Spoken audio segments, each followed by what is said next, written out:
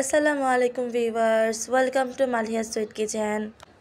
আজকে আমি ইফতারের আইটেমের জন্য রেশমি জিলাপি তৈরি করব। এই রেশমি জিলাপি ছোট থেকে বড় সবাই পছন্দ করে। খুব সহজেই 1 কাপ ময়দা দিয়ে আজকে রেশমি জিলাপি তৈরি করে দেখাবো। চলুন শুরু করা যাক। প্রথমে আমি এখানে শিরা করে নেব। 2 কাপ চিনি নিয়ে নেব।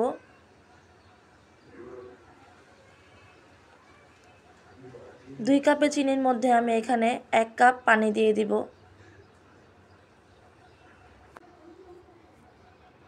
এখন চুলার আঁচটা আমি হাই করে দেব।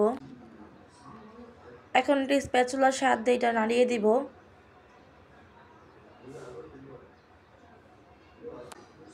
এখন এটা বলক আসা পর্যন্ত ওয়েট করতে হবে। আমার বলক উঠে গেছে। এখন একটু নাড়িয়ে দেব। আমি একটু এখানে কালার আসার জন্য জর্দা রং ইউজ করছি অল্প পরিমাণে। আপনারা চাইলে এখানে জাফরান ইউজ করতে পারেন। 1 মিনিটের মতো নাড়া দিয়ে আমি চুলাটা বন্ধ করে দেব। এখন আমি সাইডে রেখে দেব। একটি বলে আমি 1 কাপ ময়দা নিয়ে নিয়েছি। আমি এখানে ইনোটা ইউজ করব। ইনোর মধ্যে বেকিং পাউডার, বেকিং সোডা, তা আমি এখানে ইনোটাই ব্যবহার করছি। ইনো আমি 1 চামচের মতো দিয়ে দিচ্ছি আমি ঘি 2 টেবিল চামচ।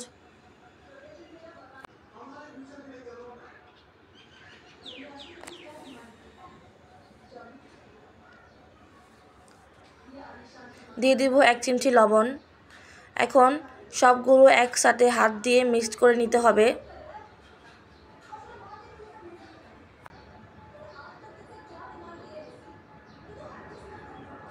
এভাবে ডলে ডলে মিক্স করতে হবে। আমার মিক্স করা শেষ। আমি এখন এখানে 1 কাপের মতো পানি ইউজ করব। পানি একটু অল্প অল্প করে দিব যাতে ডোটা ভালোভাবে হয়ে যায়। একটু টাইম নিয়ে আমরা ডোটা রেডি করব। আবার আমি অল্প পানি দিয়ে দিব।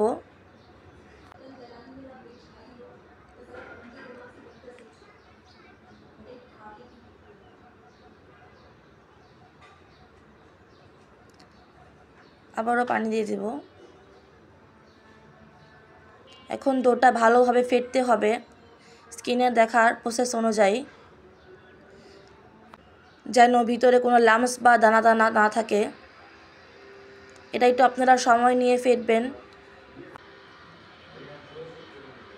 যাতে ভিতরে দানা বা লামস না থাকে। আমি এখন 8 থেকে 9 মিনিটের মতো এটা ফেটে নেব।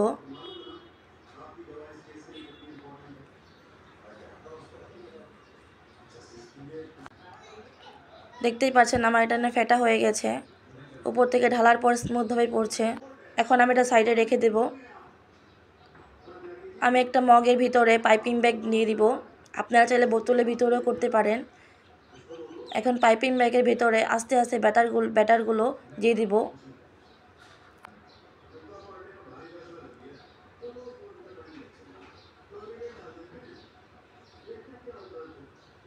আমি এখানে সবগুলো ব্যাটার ঢেলে দিচ্ছি।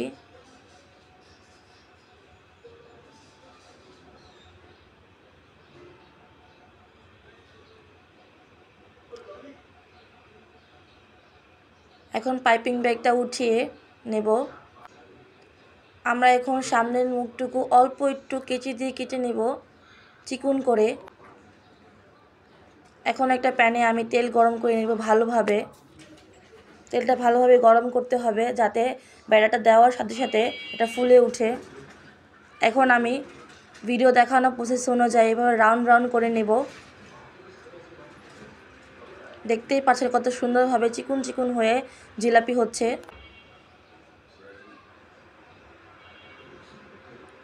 এখন আমি এটা 2 মিনিটের মতো ভেজে নেব।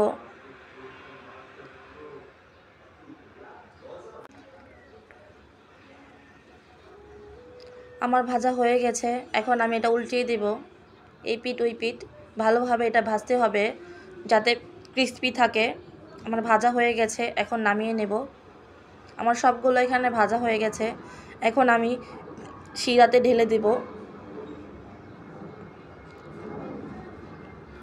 ভালোভাবে এটা নাড়িয়ে নিব যাতে ভিতরে শিরাটা ঢুকে।